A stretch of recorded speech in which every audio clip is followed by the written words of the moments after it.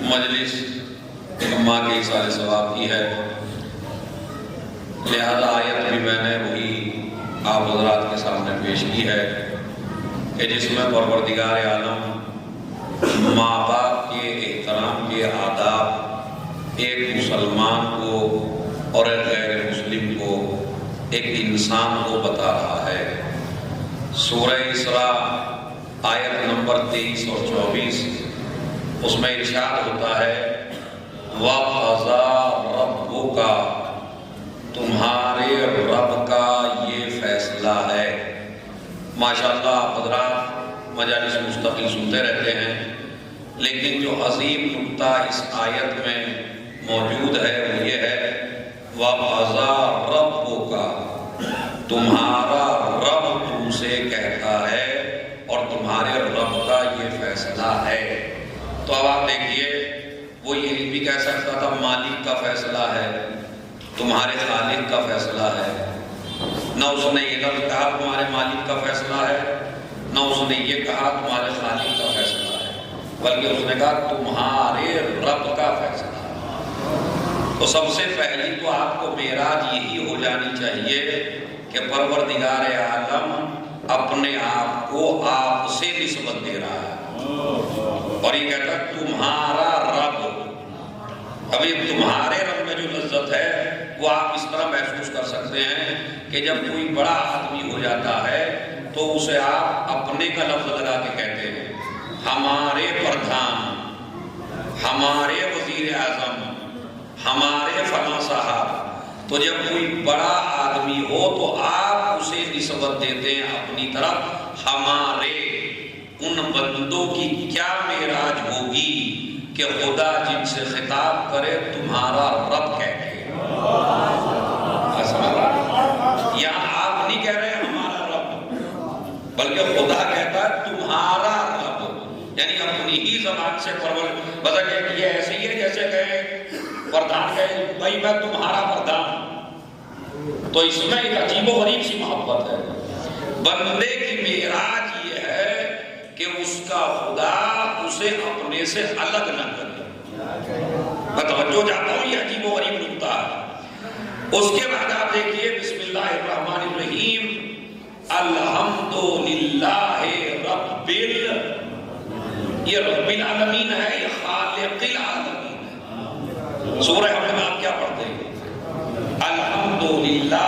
جوانوں تھوڑا سا بالکل ہلکے ہلکے انداز میں جیسے ایک ٹیچر پڑھاتا ہے اس طرح آپ سنیے تاکہ مجلس کے بعد آپ کو کوئی فائدہ محسوس ہو۔ بسم اللہ الرحمن الرحیم، الحمدللہ رب یا آپ نے کسی قرآن میں پڑھا ہو خالق العالمین، تمام تعریفیں اس اللہ کے لیے جو عالمین کا خالق ہے۔ یہ بھی نہیں ہے عالمین کا مالک ہے، یہ بھی نہیں ہے، حالانکہ خالق بھی وہی ہے، مالک بھی وہی ہے اور رب بھی وہی ہے، لیکن اس نے جو اپنے لیے لفظ استعمال کیا سورہ الحمد میں اور اس آیت میں، وہ لفظ کیا ہے؟ اس کی گہرائی مساق دیتی ہے۔ جب اپنی تعریفیں کرائی تو یہ کہہ کے نہیں کرائی الحمدللہ خالق العالمین، الحمدللہ مالک العالمین۔ آج تک آپ نے کیا پڑھا سورہ الحمد میں؟ الحمدللہ رب۔ اس کا مطلب ہے زمین آسمان کا فرق ہے خالق میں اور رب میں۔ اب وہ فرق محسوس کر لیجئے، مجلس کو خدا کی سمجھ میں آ جائے گی، لیکن اگر یہ فرق سمجھ میں نہ آیا تو مجلس سمجھ میں آنے والی نہیں۔ آپ اس فرق کو محسوس کر لیجئے، پروردگار عالم نے کیوں نہ کہا الحمدللہ خالق العالمین، الحمدللہ مالک العالمین؟ نہیں، دیکھیے ایک ہوتا ہے خالق، ایک ہوتا ہے رب۔ خالق اسے کہتے ہیں جو ایجاد کرے، رب اسے کہتے ہیں جو نگہداشت کرے، رب اسے کہتے ہیں جو حفاظت کرے۔ مثلاً یہ مالک جس نے بنایا وہ اس کا خالق ہے، مگر خالق نے اس کو بیچ دیا۔ اب آپ ایمان بارگاہ میں لے آئے، ایک دن میں توڑیے، 10 دن میں توڑیے، 15 دن میں توڑیے، 1 سال چلائیے، اب خالق کو کوئی پرواہ نہیں ہے، کیونکہ خالق اس کے پیسے آپ سے لے چکا ہے۔ یہ منبر جس نے بنایا وہ اس کا خالق تھا، آپ اسے خرید کے امام باڑے میں لے آئے تو جس نے بیچا تھا وہ خالق تھا، جو حفاظت کر رہا ہے وہ رب ہے۔ پھر تھوڑا سا اور گہرائی میں جائیے تاکہ لفظ بالکل واضح ہو جائے۔ مائی کا آپ نے خریدا، خرید کے لے آئے، خالق کا رابطہ بتائیے اپنی چیز سے ٹوٹا یا نہیں ٹوٹا؟ زور سے بولیے گا جوان۔ لے آئے، گاڑی آپ نکال کے لائے، بالکل نہیں، جس نے گاڑی بنائی تھی وہ خالق تھا، لیکن اب آپ لے آئے گاڑی، گاڑی پہ گردہ نہ لگنے پائے، گاڑی خراب نہ ہونے پائے، گاڑی کا انجن خراب نہ ہو، گاڑی بارش کی وجہ سے خراب نہ ہو، یہ سارے انتظام رب کر رہا ہے۔ تو جس نے بنایا تھا وہ خالق تھا، جو خرید کے لایا حفاظت کر رہا ہے وہ رب ہے۔ اب میں توجہ چاہتا ہوں ایک جملہ کہہ کے، خالق اسے کہتے ہیں جس کا رابطہ کبھی مخلوق سے ٹوٹ جاتا ہے کبھی باقی رہتا ہے، مگر رب اسے کہتے ہیں کہ جس کا رابطہ اپنی مخلوق سے ٹوٹنے نہ پائے۔ ایک صلوات بھیجے محمد۔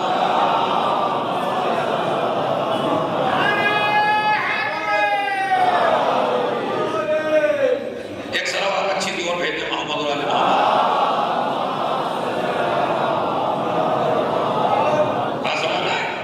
خالق اسے کہتے ہیں جس کا رابطہ کبھی ٹوٹ جائے کبھی باقی رہے، رب کسے کہتے ہیں جس کا رابطہ کبھی مخلوق سے نہ ٹوٹے۔ اسی لیے رب کے معنی آپ کو سمجھانے میں ذاکر اور مولوی غلطی کر دیتے ہیں۔ رب یعنی پالنے والا، رب خالی پالنے والا نہیں ہوتا۔ اب رب کا ترجمہ میں کرتا ہوں، ایک آدمی سنیں۔ رب پالنے والا، رب نگہداشت کرنے والا، رب حفاظت کرنے والا، رب چیزوں کو مناسب غذا دینے والا، یا لفظوں کو بدل کے کہوں، جس زمانے میں مخلوق کو جس چیز کی ضرورت ہو وہ دینا، یہ رب کہلاتا ہے۔ ابھی میں آپ کو مثال دوں، سردی آئی ہوئی ہے، سردی آئی ہوئی ہے، بچہ بیمار ہے، سردی میں آپ اپنے بچے کو آئس کریم نہیں کھلاتے، وہ باپ اور ماں جو گرمی میں 10 آئس کریم کھلاتے ہیں، وہ سردی میں ایک آئس کریم بچے کو کیوں نہیں کھلاتے؟ کہا اس لیے کہ اگر کوئی اور ہوتے تو کھلا دیتے، لیکن چونکہ رب ہے، رب جانتا ہے کون سی چیز دینا ہے کون سی چیز، جس زمانے میں چیز نقصان دیتی ہے اس زمانے میں ماں چیز نہیں دیتی آپ کو۔ گرمی کے موسم میں ماں نے 50 آئس کریم کھلا دیے، سردی کے موسم میں بچے کو ایک آئس کریم نہیں کھلاتی، بچہ رو رہا ہے، تڑپ رہا ہے، پریشان ہے۔ میں نے ماں سے کہا تم ماں ہو یا جلاد ہو؟ ارے ایک آئس کریم بچے کو نہیں کھلا سکتی؟ کہا جناب ماں ہوں اسی لیے تو نہیں کھلا رہی۔ ارے میں توجہ چاہتا ہوں، میں ماں ہوں اسی لیے نہیں، چونکہ میں رب ہوں، میں جانتی ہوں کون سی چیز کب دینا ہے، کس چیز سے نقصان ہونا ہے، کس چیز سے فائدہ ہونا ہے۔ بس ماں کو دیکھتے چلے جاؤ، خدا کی محبت سمجھتے چلے جاؤ۔ اگر کبھی جاب نہ ملے، اگر کبھی مال نہ ملے، اگر کبھی پیسہ نہ ملے تو خدا پر اعتراض نہ کرنا، وہ جانتا ہے کس زمانے میں دینا ہے کس زمانے میں نہیں دینا۔ ایک صلوات پڑھتے ہیں محمد۔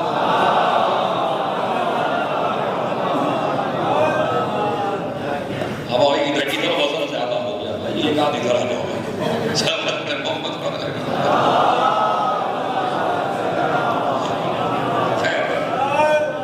توجہ چاہتا ہوں میں ایک جوان سے، پہلے تو مجھے یہ بتائیے کیونکہ مرثیے کی اور میرے بھائی کی آواز کلیئر نہیں آ رہی تھی مجھے، اب مجھے بتا دیجیے کم سے کم آ رہی ہے نہیں آ رہی؟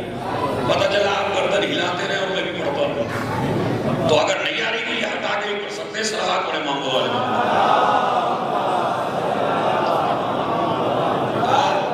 آواز آ رہی ہے بالکل؟ اب میں توجہ چاہتا ہوں تھوڑا سا، آج کی میں تھوڑا بالکل آپ مجلس تو کل سنیے گا انشاءاللہ مدد والی، تو مجھ سے تو آپ چپ رہنے والی سن لیجیے، مگر وہ باتیں جو آپ کے کام آنے والی ہیں۔ کیا الحمدللہ خالق العالمین نہیں کہا الحمدللہ رب العالمین۔ رب کسے کہتے ہیں؟ مجھے آپ یہ بتائیے کہ ماں نے جو کپڑا آپ کو 2 سال کی عمر میں پہنایا تھا 1500 روپے کا لے کے، وہی کپڑا آپ کو 10 سال کی عمر میں نہیں پہناتی۔ کیوں؟ اس لیے کہ اس وقت جسم کی ضرورت وہ تھا اور اس وقت جسم کی ضرورت یہ ہے۔ اس کا مطلب یہ ہے کہ رب جانتا ہے کس زمانے میں دینا ہے اور کس زمانے میں نہیں دینا ہے۔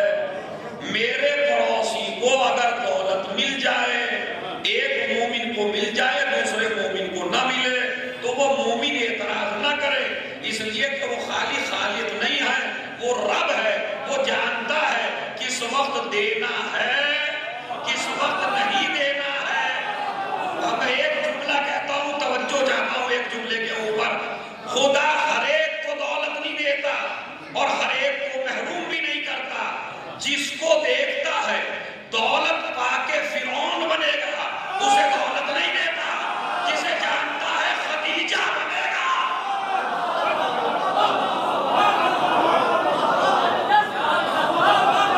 ایک سلامات بھیج دے۔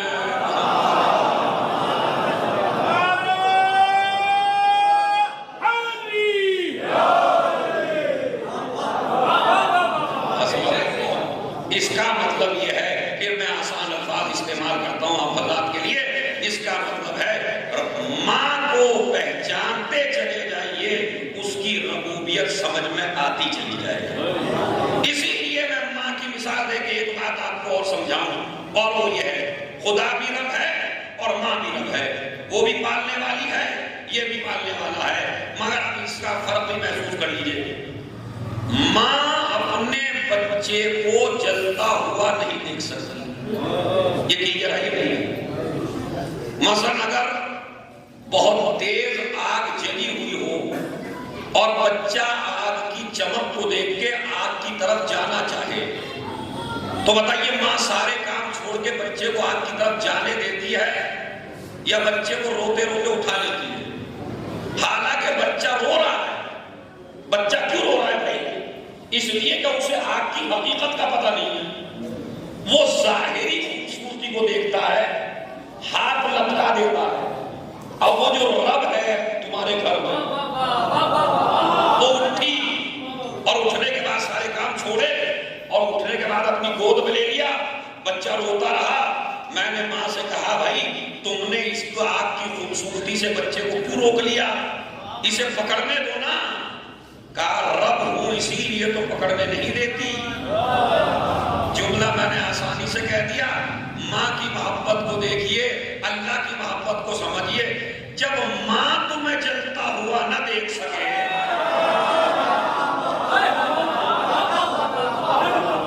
تو خدا آپ کو جہنم میں کیسے دیکھ سکتا ہے؟ میں آج تصور پیدا کرنا چاہتا ہوں، چونکہ ہمارے جوان آج کل بدظن ہو گئے ہیں اپنے پروردگار سے۔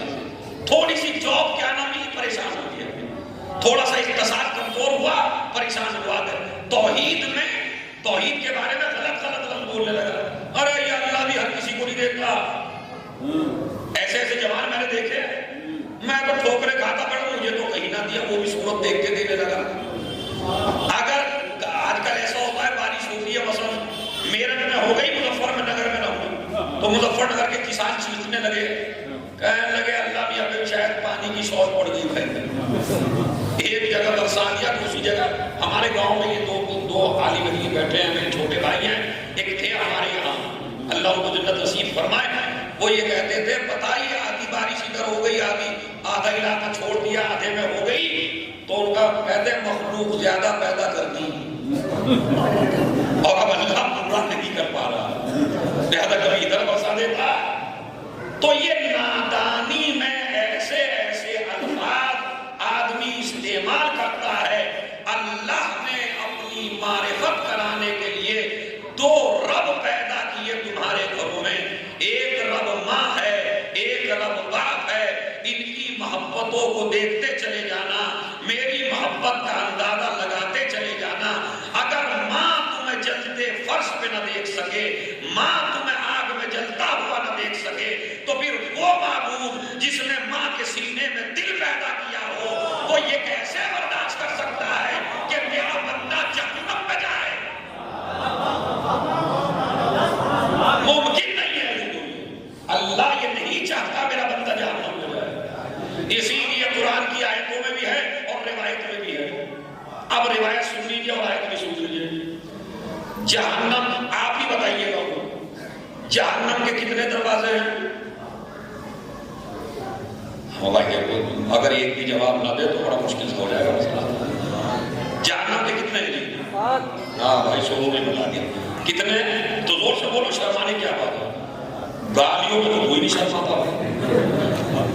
ارے علم کی بات ہو کوئی، تو زور سے بولو تاکہ انہیں پتا چلے تمہیں پتا ہے۔ جہنم کے 7 دروازے ہیں۔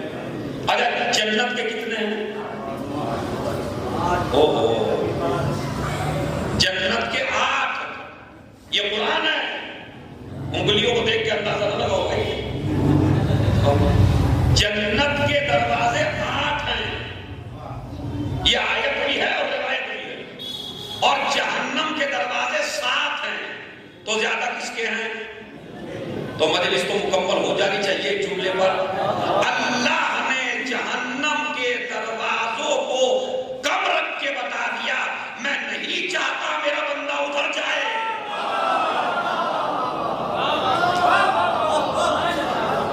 میں چاہتا ہوں میرا بندہ جنت کی طرف آئے، تو زیادہ دروازے اس نے کہاں کے بنائے؟ جنت کے بنائے، تاکہ میری مخلوق زیادہ سے زیادہ جنت میں آئے، میری مخلوق جہنم میں نہ جا سکے۔ بلکہ اب میں تھوڑا سا اور آگے بڑھتا ہوں، چونکہ ماشاءاللہ آپ اور سے سن رہے ہیں، اللہ نے اپنے بندوں کے لیے جنت بنائی ہے، جہنم نہیں بنایا۔ یہ بڑی معرفت ہے۔ اللہ نے بندوں کے لیے جنت بنائی ہے، جہنم نہیں بنایا۔ جہنم تو اس سے بنوایا گیا۔ توجہ چاہتا ہوں، ایک ایک آدمی سے توجہ چاہتا ہوں۔ اللہ نے بندوں کے لیے جنت بنائی ہے، جہنم اللہ نے بندوں کے لیے نہیں بنایا ہے، اللہ سے جہنم بنوایا گیا ہے۔ دلیل ہے وہ روایت، وہ حدیث قدسی، وہ نبی کا پیغام، لَوِجْتَمَعَ النَّاسُ عَلَىٰ حُبِّ عَلِيٍّ لَمَا خَلَقَ اللَّهُ الْأَنْهَارَ۔ اگر یہ دنیا علی کی محبت پہ جمع ہو جاتی تو اللہ جہنم پیدا۔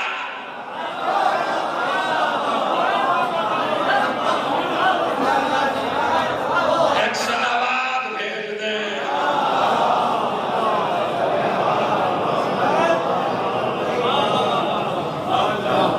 ایک صلوات اور بھیجیں محمد۔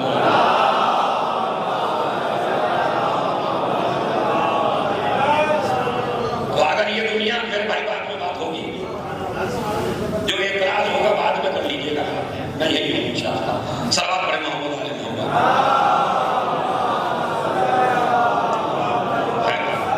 تو اگر یہ دنیا علی کی محبت پہ جمع ہو جاتی، اللہ جہنم کو خلق نہ کرتا، مگر لوگ علی کی دشمنی اختیار کرتے رہے اور علی سے دشمنی دل میں رکھ کے پیدا ہوتے رہے، تو اب جہنم کی جو وسعت ہے وہ اللہ نہیں بنا رہا، جہنم کی چوڑائی بھی ہم ہی بنا رہے ہیں۔ جتنا جتنا بغض رکھتے چلے جائیں گے اتنا ہی جہنم چوڑا ہوتا چلا جائے گا، اور جتنا جتنا ولایت پہ مرتے چلے جائیں گے اتنا ہی پروردگار عالم جہنم کو چھوٹا کرتا چلا جائے گا۔ اسی لیے ابھی تو موقع دیکھیے، تو جس طرح ماں نہیں دیکھ سکتی کہ آپ جل جائیں، اسی طرح خدا برداشت نہیں کرتا میرا بندہ آگ میں جلے۔ اسی لیے جناب موسیٰ نے کہا، سنیے خدا کی قسم، جناب موسیٰ نے کہا، اے اطاعت کرنے والوں کے خدا، آواز آئی لبیک، آواز کیا آئی؟ لبیک۔ لفظ کیا کہا؟ اطاعت کرنے والوں کے خدا۔ اس کے بعد کہا اے مومنوں کے معبود، آواز آئی لبیک۔ مگر جب سے میں یہ روایت پڑھوں واقعی مجھے بھی اطمینان ہو گیا، آج آپ کو بھی ہو جائے گا۔ جیسے تیسرا لفظ کہا اے گناہ گاروں کے پروردگار، ادھر سے آواز لبیک لبیک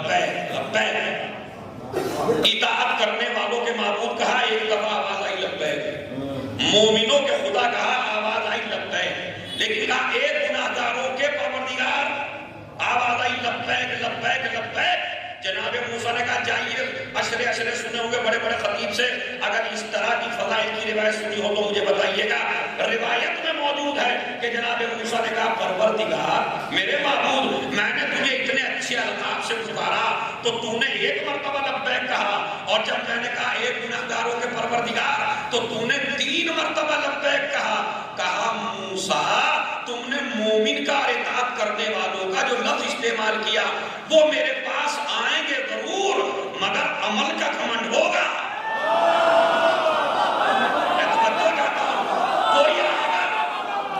کوئی آئے گا نماز کے گھمنڈ میں، کوئی آئے گا روزے کے گھمنڈ میں، کوئی آئے گا حج کے گھمنڈ میں، مگر جب گناہگار آئے گا میرے پاس تو میرا فضل لے کے آئے گا۔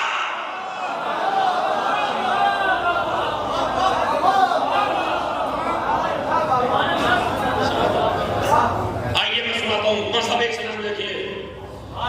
مولا علی نے نہج البلاغہ میں جوانوں ایک لفظ کہا، تمہارے مولا نے جس مولا کے قصیدے پڑھتے ہو، اور 13 رجب ماشاءاللہ یہ پوری دنیا میں 13 رجب منائی گئی ہے، یہ الگ مسئلہ ہے کہ ثواب کس نے کمایا اور عذاب کس نے کمایا۔ ایسا بھی ہوا ہے 13 رجب، ثواب بھی کمایا گیا ہے اور عذاب بھی کمایا گیا ہے۔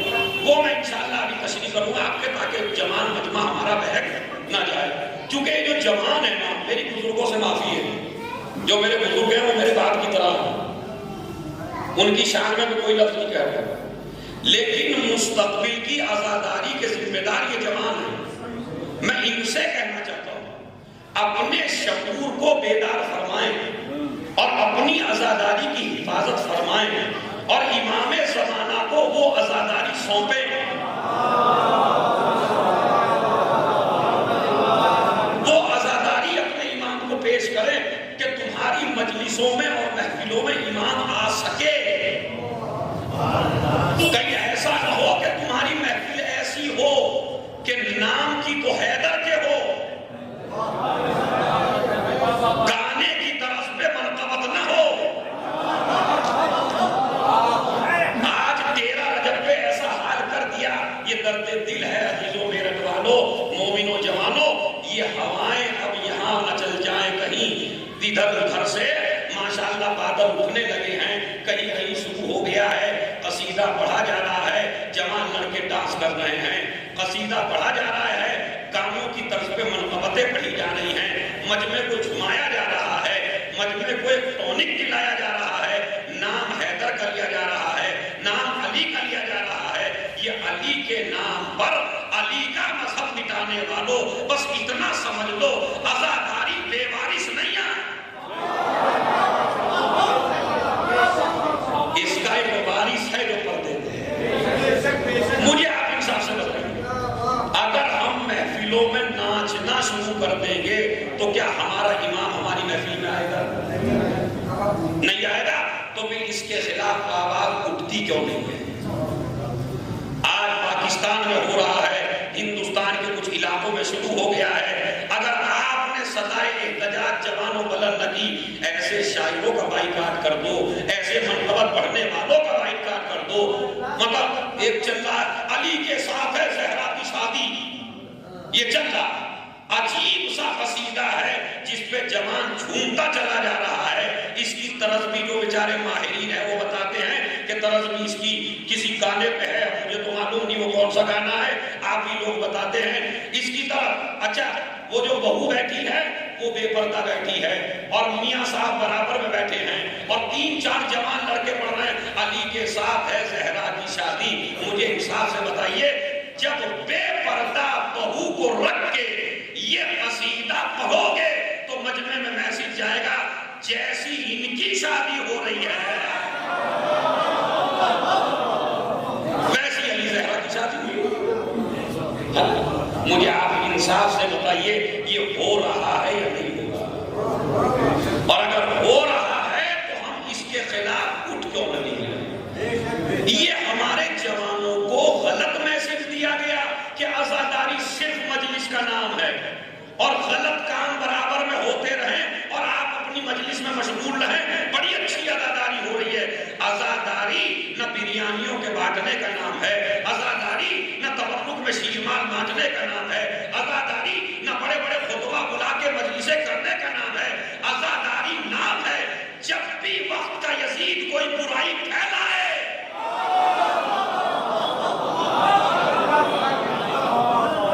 اس کے خلاف نہ کھڑے ہوئے تو آپ عزادار نہیں خدا کی قسم کے آپ عزادار نہیں پڑھیے آپ، میں کہہ رہا ہوں قصیدے پڑھیے، کس نے منع کیا ہے قصیدے نہ پڑھنے کو؟ اچھے اچھے قصیدے پڑھیے، بڑے بڑے قصیدے ہیں، مگر ایسے ہی قصیدے کو جس پہ ناچنے لگے۔ کیا علی کے مذہب میں ناچنا جائز ہے؟ بتائیے مجھے بھائی، اگر میں غلطی پہ ہوں تو میری اصلاح کر دیجیے آپ۔ کیا علی کے مذہب میں ناچنا جائز ہے؟ اور اگر کہیں گے جناب ہلکا پھلکا ہی تو ہو رہا ہے، تو کیا گارنٹی ہے جو آج ہلکا پھلکا ہو رہا ہے وہ بعد میں پڑھے گا نہیں؟ بھائی اگر آپ نے دریا کے پانی کو اسی وقت نہ روکا تو کہیں یہ سیلاب نہ بن جائے، تو اب روکنا ضروری ہے۔ ایسے شاہد کو بلائیے ہی نہیں، گاڑی میں چل رہے ہیں، گانے کا شوق ہے جوان کو گانا سننے کا، مولوی صاحب نے کہہ دیا حرام ہے گانا سننا، تھوڑا سا دین سمجھ میں آیا، انہوں نے کہا اس طرح کا لوہا ہی لگا لو تاکہ وہ ذائقہ جو ادھر اس میں لیتے تھے اب وہ ذائقہ اس میں لے لیں۔ عزیزو بچ کے رہیے، اس لیے کہ سب سے زیادہ شیطان، آپ کیا سمجھتے ہیں شیطان آ کے یہ کہے گا محفل نہ کرو؟ بالکل بھی نہیں کہے گا، خدا کی قسم بالکل نہیں کہے گا۔ شیطان یہ نہیں کہے گا مجلس نہ کرو، شیطان کر کے تم کو مجلس دکھائے گا، تم اگر مجلس کرو گے وہ بھی مجلس کرے گا، بس تھوڑا سا اپنا ڈال دے گا۔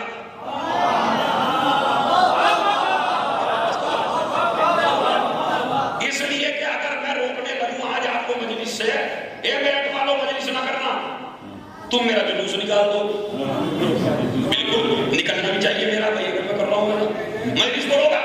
اس کا مطلب یہ ہے کہ عزاداری میں جب شیطان آئے گا تو انڈائریکٹ آئے گا،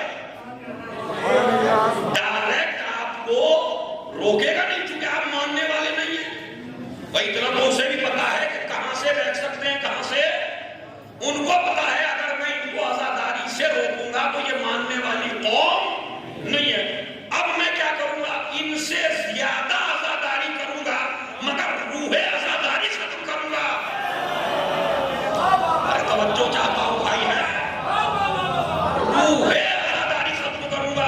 اب روح عزاداری ابھی میں آپ کو سناتا ہوں، بنی آپ لوگوں نے پڑھا ہوگا بھائی، جمعے کے خطبوں میں ہو سکتا ہی نہیں تین میں سے کسی سے سن لیا ہو، عدد بڑا عجیب سا ہے، سن رہے ہیں تو ان میں سے کسی سے سنا ہو خطبے میں کہ ایک مومن بہت بڑا عبادت گزار، اتنا بڑا بیوی چھوڑ دی، بچے چھوڑ دیے، اقتدار چھوڑ دیا، جاب چھوڑ دی، پیسہ چھوڑ دیا، جنگل میں چلا گیا عبادت کرنے کے لیے۔ اب سب نے تو چھوڑ دیا اسے مگر شیطان کو چھوڑے گیا، شیطان نے پکڑا اسے۔ اب اسے کہا بھائی دیکھو یہ بندہ سب کچھ چھوڑ کے اللہ کی عبادت میں لگ گیا، اسے بتاؤ کون بہکا سکتا ہے؟ تو ایک کہنے لگا، ایک شیطان، چونکہ اس کی بھی فوج ہے نا، پوری اکیلا نہیں ہے، ایک شیطان کہنے لگا کہ جی میں بہکاؤں گا۔ کہا کیسے؟ کہا میرے پاس ایک خوبصورت پری سی ایک عورت ہے، اس کے لے جاؤں گا، اس کا حسن اسے بہکا دے گا۔ اس نے کہا تو فیل ہے، اگر اسے حسن کی ضرورت ہوتی تو بیوی چھوڑ کے نہ آتا، لہذا تو اسے بہکانے والا۔ دوسرے نے کہا میں اسے پیسے کا لالچ دوں گا، کہا نہیں تو بھی نہیں بہکا سکتا۔ یہ میں آپ کے ضمیروں کو بیدار کرنا چاہتا ہوں آج کی مجلس میں۔ اس نے کہا کہ میں بہکاؤں گا دولت سے، کہا اگر اسے دولت کی ضرورت ہوتی تو یہ دولت اپنی دولت چھوڑ کے کیوں آتا، تو بھی نہیں بہکا سکتا۔ تیسرا آیا، اس نے کہا میں بہکاؤں گا، کہا کیسے؟ کہا جتنی نمازیں یہ پڑھ رہا ہے اس سے زیادہ پڑھوں گا۔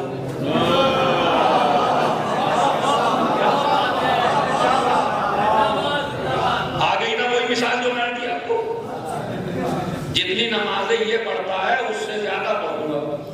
یہ تو کھانے پینے کے لیے رک بھی جاتا، میں کھانے پینے کے لیے بھی رک۔ اب گیا وہ مصلی بچھایا، برابر میں مسافر کہ شیطان نے، اور شیطان نے جیسے اس کو کہا لے کہ تو کامیاب ہو، واقعا تو بہکالے گا، گیا برابر میں مصلی بچھایا، یہ نماز، یہ نماز، نماز پہ نماز، نماز پہ نماز، صبح سے شروع کی، ظہر سے ملا دی، ظہر سے شروع کی، مغرب عشاء سے ملا دی، اور پڑھتا چلا جا رہا ہے۔ اب اس مومن کے تو بے چینی ہو گئی، یہ کون ہے جو مجھ سے بھی بڑا ہے؟ یہ تو مجھ سے بھی بڑا عابد ہے۔ انہوں نے کہا اسے، ارے بھائی ذرا سنیے کوئی بات، اور شہید مطہری اور آیت اللہ دستغیب لکھنے میں اشارہ کیا کہ بھائی سنیے۔ کہنے لگا اتنی دیر بات کریں گے، اتنی دیر 2 رکعت نہیں پڑھیں گے کیا؟ بیٹھیے، الگ ہمیں نہ چھیڑیے گا، اللہ کی عبادت کا وجد سوار ہے، ہمیں عبادت کرنے دیجیے۔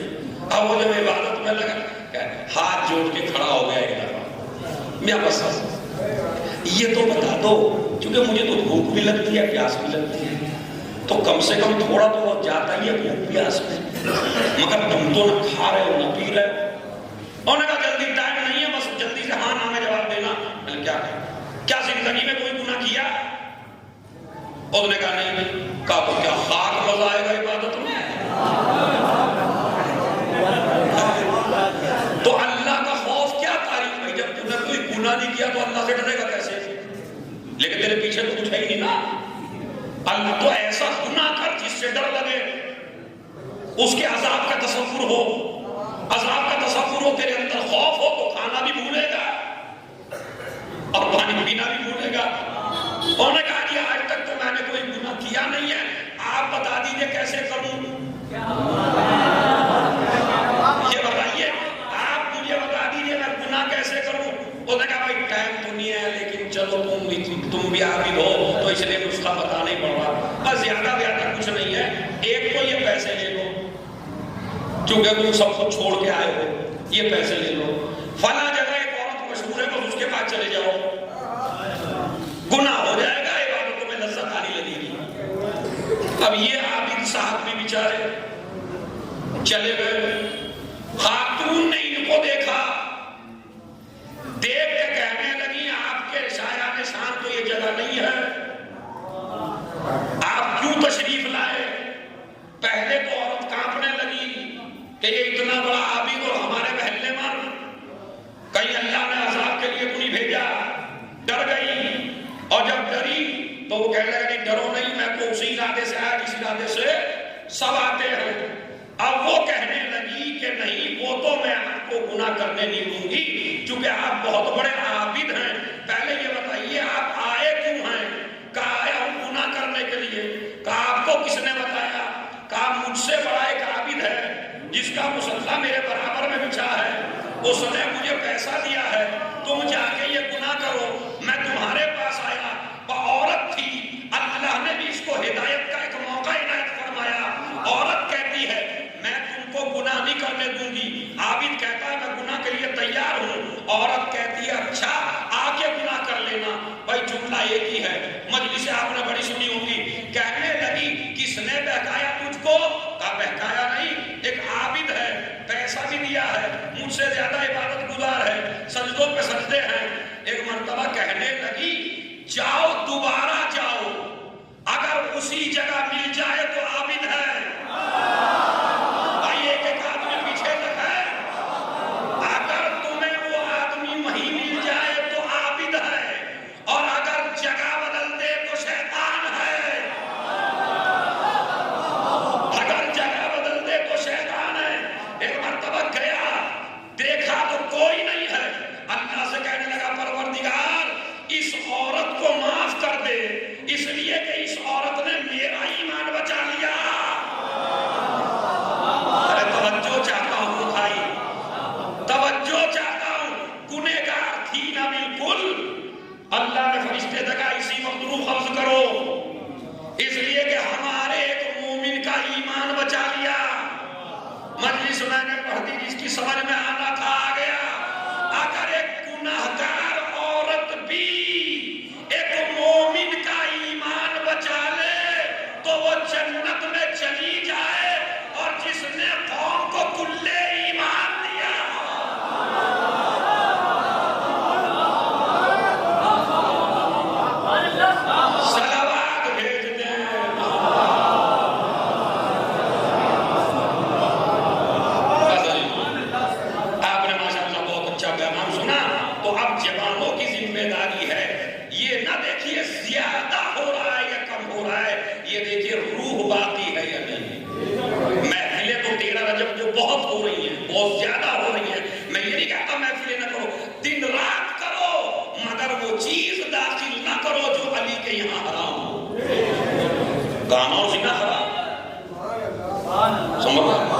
تو اب اس کو محفلوں سے آپ الگ کرنا پڑے گا، بائیکاٹ کرنا پڑے گا۔ چپ رہو گے تو دیکھیے کوئی بھی برائی ایک دم سے نہیں پھیلتی، کبھی آپ سمجھتے ہو ایک دم سے پھیلتی ہے، ایک دم سے نہیں پھیلتی۔ رسول کے زمانے میں بیٹی پہلے ایک نے دفنائی تھی، دوسرے چپ رہ گئے، پھر دوسرے نے دفنا دی، پھر تیسرے نے دفنا دی، اور جب زیادہ کام ہوتا رہا تو جو نہیں کرتے تھے وہ ذلیل سمجھے جاتے تھے، جو کرتے تھے وہ عزت دار۔ کہیں ایسا تو نہیں کہ ہماری محفلوں کا بھی حال یہی ہو کہ جو گناہ کریں وہ تو عزت دار ہو جائیں،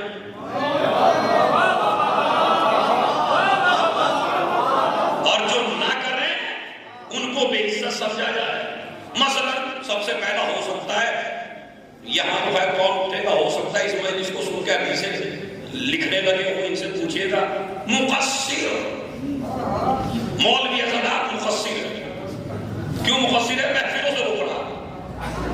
اب کیا کریں گے اس کا؟ اب ادھر میں ڈرا ذاکر تو بیچارے ڈرے بیٹھے گے، وہ یہ سوچتے ہیں کہ ہمیں کوئی مقصر نہ کہہ دے۔ او بھائی، ان جاہلوں سے ڈرنے کی ضرورت کیا ہے؟ اگر تم ان سے ڈر گئے تو منبر پہ کیوں آئے ہو علی کے پھر؟ ان کے مقصر کہنے سے نہ کوئی مقصر بنتا ہے، نہ ان کے غالی کہنے سے کوئی غالی بنتا ہے۔ علی کی محبت ایسے پیدا کرو جیسے رسول نے پیدا کیا ہے۔ ان کے کہنے زیادہ سے زیادہ کیا کہیں گے مجھے، لیکن میں کیا کروں، محفلیں کرو، خوب کرو، مگر حرام کام محفلوں میں۔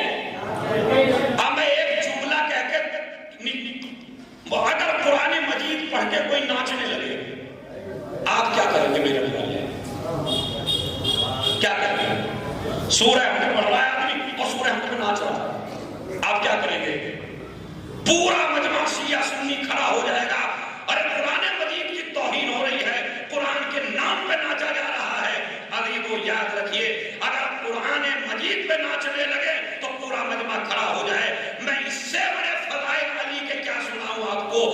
جو رتبہ قرآن کا ہے وہی رتبہ علی کا ہے۔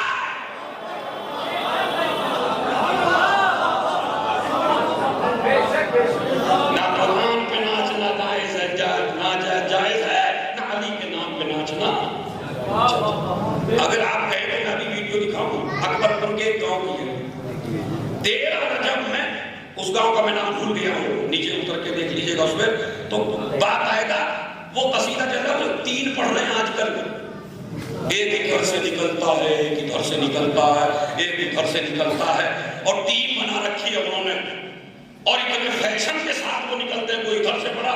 ہمارا مجمع سوچ رہا ہے فضائل علی ہو رہا ہے، یہ فضائل علی ہو رہا ہے، سمجھ رہا ہے؟ اسے فضائل علی کہتے ہیں۔ ہم فضائل علی سن تو میسم سے سن، فضائل علی سن تو سلمان سے سن، فضائل علی سن تو مقداد سے سن۔ کون مقداد؟ وہ مقداد کے غربت کی وجہ سے نکلا ہے، اور نکلنے کے بعد ادھر سے میرا مولا نکلا، ادھر سے مقداد نکلا۔ کیسے ہوتے جانے والے فضائل پڑھنے والے؟ ایک مرتبہ میرے مولا نے چہرہ دیکھا مقداد کا، مقداد کیا ہو رہا ہے؟ مولا غربت پریشان کر رہی ہے۔ کہا تو اس میں گھبرانے کی کیا بات ہے، یہ مٹی کا ڈھیلا اٹھا، اسے سونا بنا لے۔ کہا مولا قرضدار پریشان کر رہے ہیں، قرضہ میرے اوپر زیادہ ہو گیا۔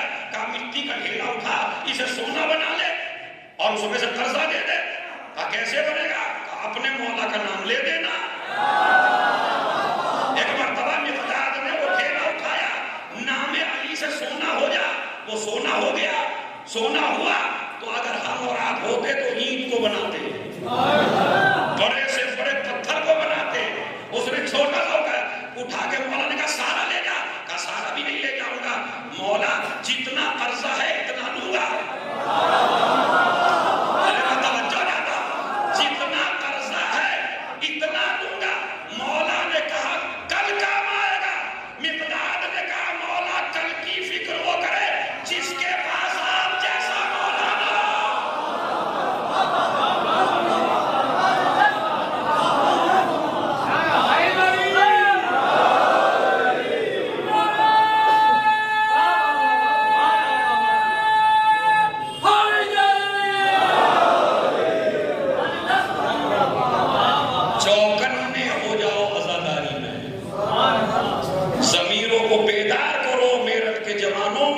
سے کہہ رہا ہوں یہ بات، جوان کھڑے ہوں گے، چونکہ بزرگ تو بیچارے اب محفلوں میں جانا ہی چھوڑ دیے۔ آپ نے دیکھا اکثر طبقہ بزرگوں کا محفلوں میں نہیں جاتا، اس لیے کہ محفلوں کا مزاج ہے جتنا چھچورا شیر اتنی دال۔ اچھا شیر تو ان کی سمجھ میں نہیں آتا۔ ابھی پکڑے ہوا ہے، جا کے دیکھ لیجیے گا، اب وہ شاید تو مجھے گالیاں دے گا، چونکہ نام تو میں نہیں لے رہا ہوں۔ ابھی ایک ردیف ہوئی ہے میاں، ایسی کی تیسی بگرے میں محفل ہوئی تو اس میں پڑھا گیا فلاں کی ایسی کی اور مجمع دو۔ تو آج ایسی کی تیسی میں آئے، کل اگر کھل کے گالیاں نہ ہوگی تو کیا ہوگا؟ میں یہ کہہ رہا ہوں جب برائی چھوٹی شروع ہوتی ہے تو اسے اگر آپ وہیں نہ روکیں تو پھر یہ بڑی بن جاتی ہے۔ اب 13 رجب پہ ابھی مثلا ہندوستان میں اتنا عام نہیں ہے، بمبئی ہے، ایک دو شہر ہے، وہاں مثلا شروع ہو گیا ہے، ہمارا علاقہ بھی محفوظ ہے، لیکن کیا گارنٹی ہے یہاں نہیں آئے گا؟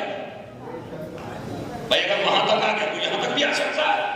اس لیے جوانوں محفلیں کرو، مگر روح محفل آتی ہو، جس کی محفل کر رہے ہو اس شان سے محفل کرو کہ وہ کام کرو تاکہ وہ محفل میں آ سکے۔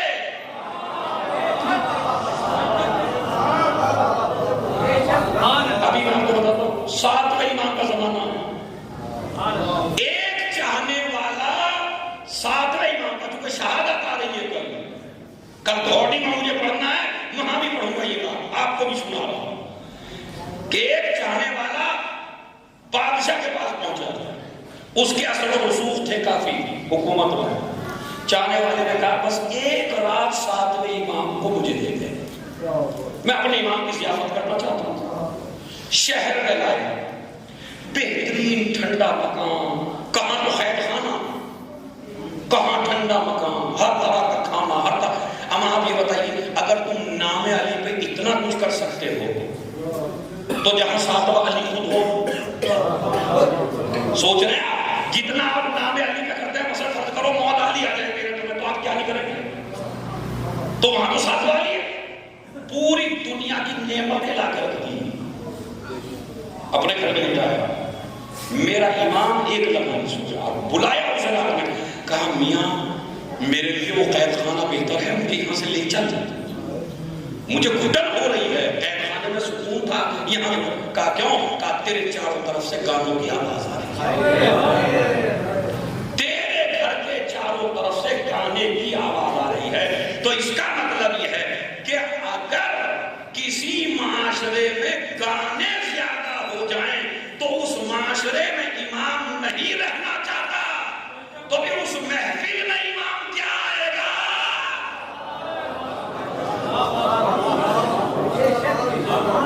بتائیے بس عزیزو، ماشاءاللہ آپ نے کڑی کڑی باتیں پڑھنا تھا مجھے مادوں پر، لیکن شاید یہ اللہ نے میرا رخ آپ کی طرف موڑا کہ مجھے آپ کو یہ پیغام، محفلیں ابھی اور بھی باقی ہیں، امام حسین کی محفل آئے گی، جناب عباس کی محفل آئے گی، مگر خیال یہی رکھنا ہے محفل میں کوئی ایسا کام نہ ہو کہ کم سے کم وہ تو آ سکے جس کی محفل ہے۔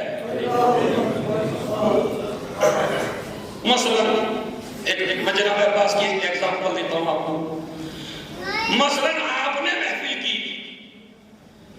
اور آپ نے بھائی کا حق نہیں دیا، بھائی روتا رہا پیٹتا رہا میرا حق دے دو، مگر نہیں دی، ساری جائیداد غصبا کے بہت بڑے آدمی بن گئے تو سارے شاعروں کو بلا لیا، بڑی سی محفل کرا لی، اس محفل میں شاعر آئیں گے، عباس نہیں آئیں گے، اس لیے کہ عباس اس کے یہاں آئیں گے جو بھائی کا وفادار ہو۔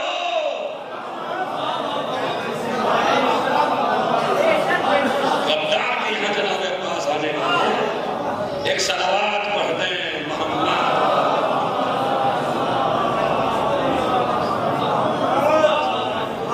تو پھر میرا مسئلہ یہ ہے کہ کم سے کم محفل اتنی تو ہمیں کرنی چاہیے کہ جس کے نام کی محفل ہے وہ تو ناراض نہ ہو۔ تو یہ جو میرے مولا کے نام پہ ہو رہا ہے اس سے تو میرا مولا راضی نہیں اگلی ایک اس کے بعد ان کو دیکھیے اور ماں باپ کو سمجھیے اور ماں باپ کو دیکھیے اور اہل بیت کو سمجھیے اہل بیت کو دیکھیے خدا سمجھ میں آ گیا. بس ایک جملہ میں آپ حضرات کی خدمت میں پیش کرنا چاہتا ہوں کہ ایک طرف ہے مجلس سے بڑی کوئی عبادت نہیں ہے. میں گارنٹی سے کہتا یہ جو آپ بیٹھے ہوئے اس سے بڑی کوئی عبادت نہیں, مجلس سے بڑی کوئی عبادت نہیں. مگر ایک طرف ماں ہے آپ کے پاس, ادھر یہ مجلس ہے ادھر ماں ہے. اسلام کہتا ہے اگر ماں کو ضرورت ہے جوان تیری خدمت کی تو مجلس چھوڑ دے, ماں کی خدمت کر دے. یہ مسئلہ ہے, ابھی مسئلہ شریعہ کو اگر آپ کو زیادہ وقت نہ ہوا ہو, ویسے مجھے جانا بھی ہے جلدی سے, 5-10 منٹ اور لے سکتا ہوں تو صلوات پڑھیں محمد علیہ وسلم.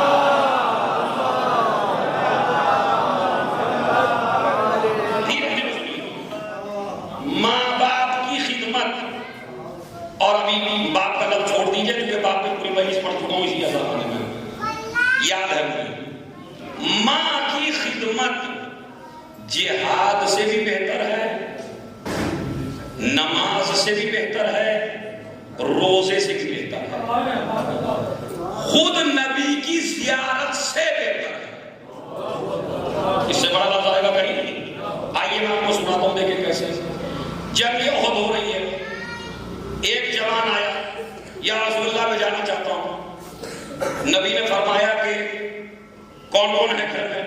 کہا ضعیفہ ماں ہے. کہا کیا کہہ رہی ہے؟ کہا اماں کی مرضی تو ہے نہ جاؤ چونکہ مجھے کون دیکھے گا. نبی نے کہا فوراً پلٹ جاؤ. جو ثواب ان لوگوں کو اللہ میدان جہاد میں دے گا وہی ثواب اللہ تجھے اپنے گھر میں دے گا اگر ماں کی خدمت کرے گا. تو یہاں کیا ثابت ہوا؟ جہاد سے افضل.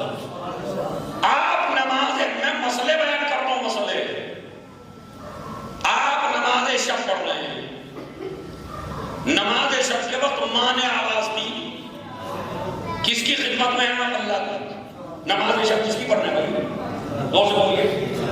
اللہ کی عبادت کر رہے ہیں, بہترین وقت ہے نماز شب.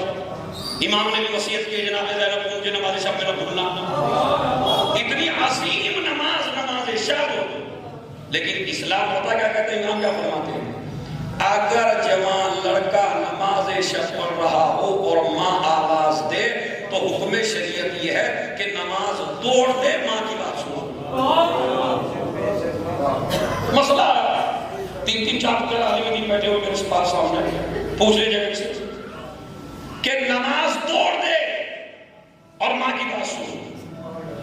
اس لیے کہ یہ صحیح جملہ ایک ہی ہے, اور ابھی تک ہو سکتا ہے میں نے آپ کو دانت سے بالکل روکا, آپ کے ہاتھ جکڑ کے رکھے, تو میں تھوڑی دیر کے لیے آپ کے ہاتھ کھولنا چاہتا ہوں تاکہ ماں کی حقیقت آپ کے سامنے پتہ چل جائے.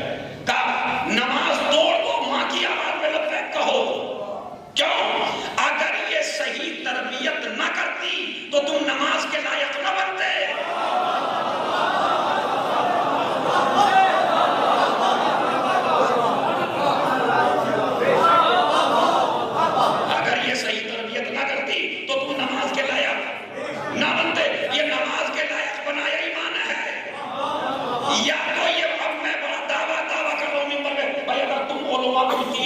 ایسا مل جائے تو مجھے مثال پیش کر دینا. میں نے پوری تاریخ میں یہ منظر 2 ہی جگہ دیکھا. جب ماں بلائے تو نماز توڑو, جب رسول بلائے. نہیں مجھے نہیں پتا میرا جملہ ضائع ہوا یا آپ کی حقیقت تک پہنچ گیا. یعنی جب ماں پکارے تو نماز توڑ دو, جب امام اور رسول پکارے تو نماز توڑ دو. اسی لیے علماء نے لکھا کہ جس سال حسین مدینہ چھوڑ کے حج پہ پہنچے, حج چھوڑ کے کربلا پہنچے, مسلمانوں کو بلا رہے تھے, چلو کربلا, چلو کربلا. مسلمان حج کر رہا تھا. شریعت کہتی ہے ان کا حج ہوا نہیں ہے. اس لیے کہ جب امام بلائے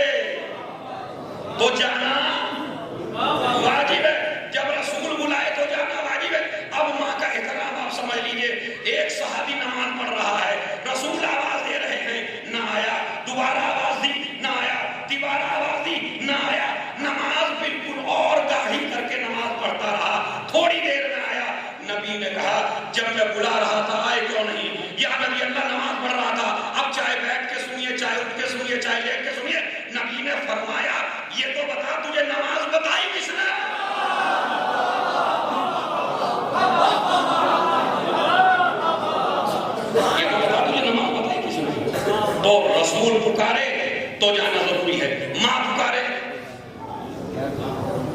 تو وہاں بتایا جہاد سے بہتر ہے, جہاد سے بہتر ہے ماں کی خدمت. یہاں کیا آیا؟ نماز توڑ دو اگر ماں پکارے.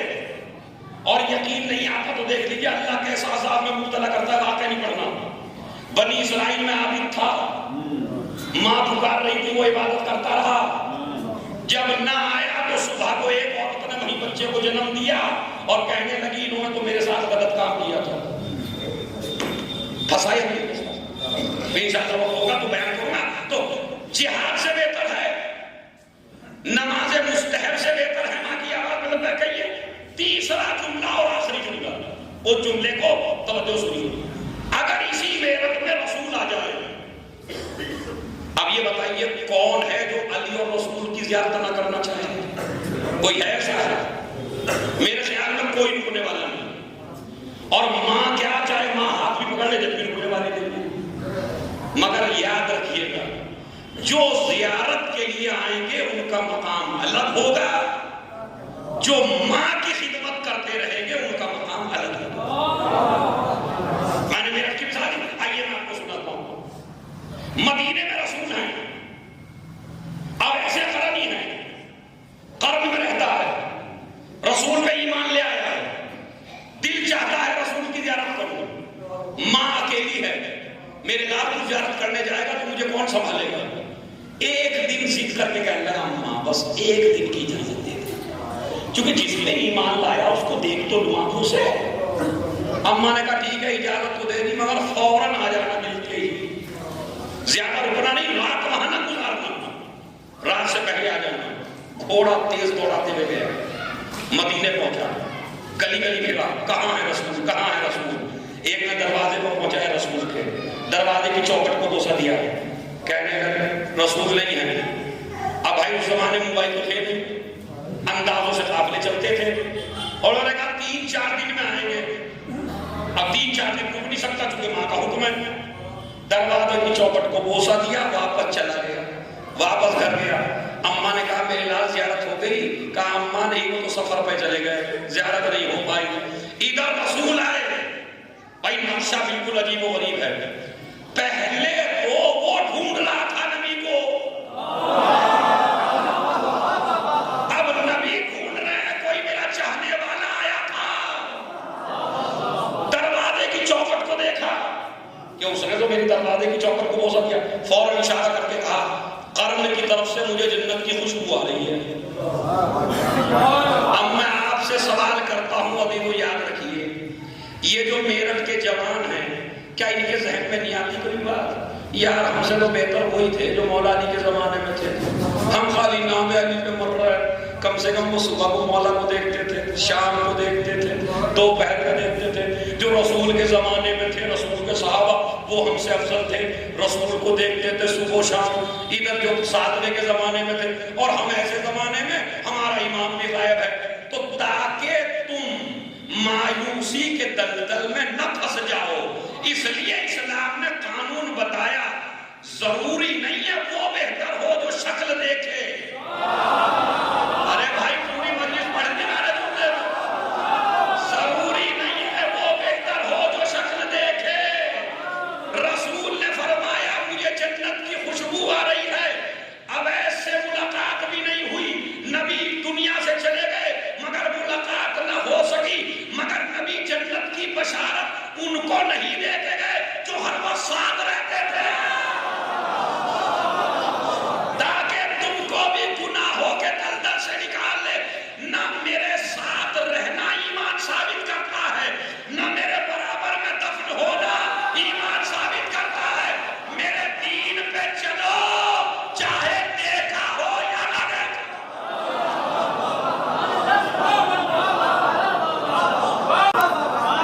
صلوات بھیج دے.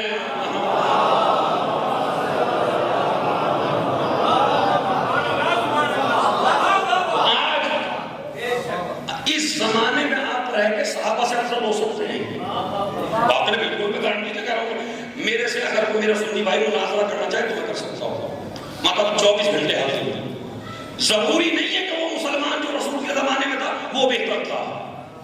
نہیں ہو سکتا ہے ہم بہتر ہوں ان سے اگر رسول کے دین پر ہو، اگر رسول کی سیرت پہ عمل کر رہے ہو۔ اسی طرح جو مولا علی کے زمانے میں تھے ہم ان سے افضل ہیں۔ کیوں؟ اس لیے کہ دیکھ کے ایمان لانا اور ہے، غیب پہ ایمان لانا اور ہے۔ یقین نہیں آتا تو میں بتاؤں کتنا فرق ہے۔ زبیدہ اپنے شوہر کے ساتھ گزر رہی ہے، وہ حلول دانا مٹی کے گھر بنا رہے ہیں۔ زبیدہ نے کہا کتنے میں بیچو گے؟ 1000 دینار میں لے جائیے۔ شوہر بڑا غصے ہوا، کمبا 1000 کا ستیہ ناش کر دیا۔ 1000 روپے بڑی محنت سے جڑتے ہیں، تو رانی کیا بن گئی ہے؟ تجھے تمیز ہی نہیں ہے۔ 1000 مٹی پہ تو نے قربان کر دیا۔ ارے مٹی کا تو گھر تھا اور تو نے اس پاگل کی باتوں میں آ گئی۔ رات میں خواب دیکھا، رات میں خواب دیکھا۔ شوہر نے ہارون نے ایک مرتبہ دیکھا ایک محل ہے جس پہ لکھا ہے زبیدہ کا قصر، داخل ہونا چاہا۔ بھائی جملہ ایک ہی ہے، اشارہ ہوگا 6-7 جگہ، جملہ کہوں گا ایک مرتبہ کا ہٹو ہٹو مجھے داخل ہونے دو، میں بادشاہ ہوں، میری بیوی کا ہے۔ انہوں نے کہا یہ دنیاوی رشتے ہیں۔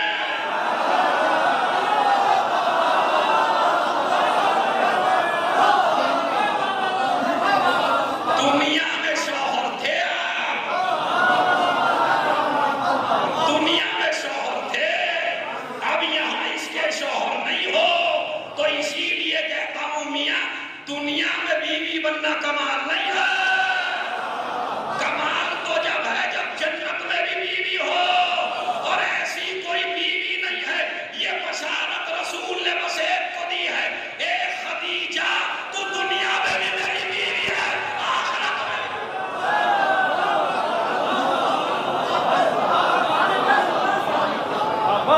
اور کسی کو یہ مقام حاصل نہیں ہوا۔ اب آپ کو میں نے مکمل کر دی۔ اب وہ پھر گزرے، گزرنے کے بعد انہوں نے کہا کہ میاں آج بیچو گے گھر پلاٹ؟ اور نے کہا بیچے گے۔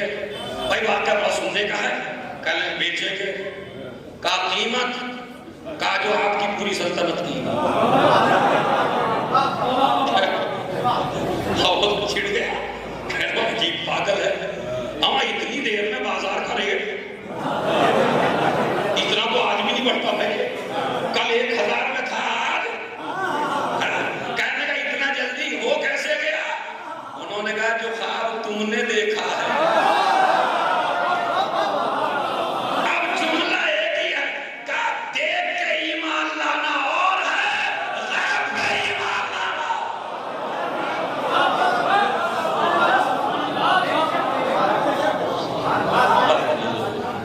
تو یہ مسئلہ شرعی ہے کہ اسی لیے نبی نے فرمایا الجنت تحت اقدام الامہات، جنت ماؤں کے قدم کے نیچے۔ قدموں سے مطلب یہ نہیں کہ قدم کے نیچے، قدموں سے نہیں ماں کی ریسا میں ماں خوش ہو جائے تو جنت ہے، ماں ناراض ہو جائے تو دنیا ہی جہنم بن جاتی ہے۔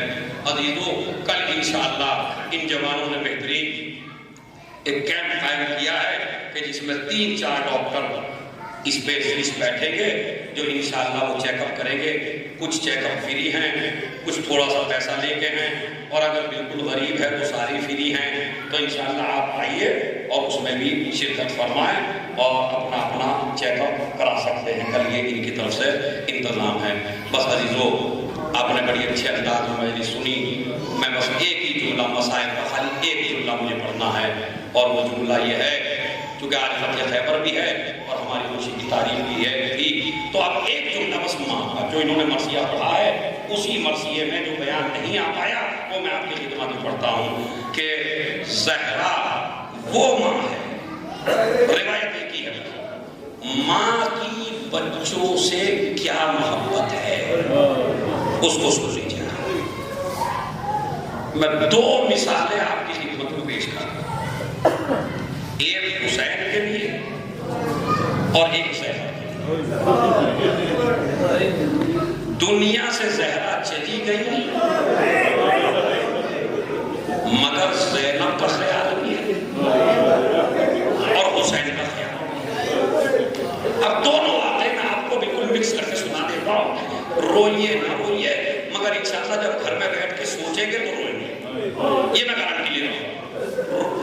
کہہ پائیں گے بغیر روئے؟ سوچئے کہ جب ماں کا جنازہ صحیح خانوں میں رکھا اور میرے مولا نے کہا حسن و حسین آؤ ماں کا آخری دیدار کرو، میرے بچوں کے لیے چہرہ دیکھنے کو نہ ملے گا۔ واقعہ سنا ہوا نا، میں تھوڑا سا چپ ہو کے سنوں، میں نہیں کہتا چیخ مار کر روئیں گے تو آپ ضرور، لیکن میں کہتا ہوں پہلے ذرا حساسیت محسوس کیجیے۔ انہوں نے کہا بیٹا پھر یہ چہرہ ماں کا دیکھنے کو نہ ملے گا، آپ آؤ ماں کا چہرہ دیکھیں۔ زینب آئی دیکھ لیا، ام کلثوم آئی چہرہ دیکھ لیا، امام حسن آئے انہوں نے بھی چہرہ دیکھ لیا۔ بس آپ سنیے مقتل اپنی طرف سے نہیں، بالکل مقتل ہے، ترجمہ کر رہا ہوں، بالکل مقتل کہتا ہے کہ حسین آئے، چہرے کی طرف نہیں آئے، پہلے قدموں کی طرف آئے، ماں کے قدموں کو کھولا اور اپنے رخسار کو، اپنا رخسار لگایا ماں کے تلوے سے اور پتہ کلمینی کلمینی یا اماں انا ابنک الغریب الحسین، اماں مجھ سے بولو تیرا غریب حسین۔ میرے مولا نے کہا بیٹے حسین ارے چہرے کی طرف آ جا، کہا بابا یہ بتائیے ایک سوال کا جواب دیجئے، میری ماں بہتر ہے یا مریم؟ کہا بیٹا کجا مریم کجا تیری ماں؟ بابا آپ ہی نے تو بتایا ہے کہ عیسیٰ جب تک ماں کے پاس نہیں گئے، جب تک مریم نے گود نہ پھیلا دیو، میں بھی ماں کے تلووں پہ رہوں گا، ماں کے سینے کے پاس نہیں آؤں گا، جب تک میری ماں مجھے خود نہ بلائے۔ حنت و حنت و اخرجت یدیہا من الکفن، دو ہاتھ نکلے، اے میرے حسین ارے آجا میری گود میں آجا۔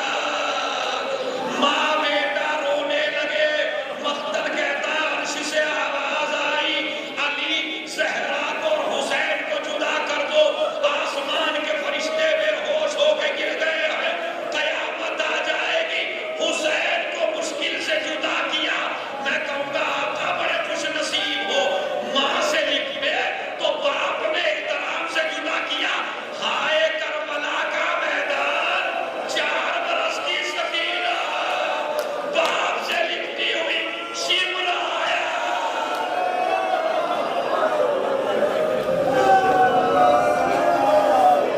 شمر آیا، بڑی بے دردی سے جدا کیا۔ یہ وہ ہے رخصت حسین سے۔ ادھر علی کی وصیت تھی، علی کو وصیت تھی، علی میرے قبر پہ سورہ یاسین پڑھا کرنا، مجھے مرنے کے بعد بھول نہ جانا۔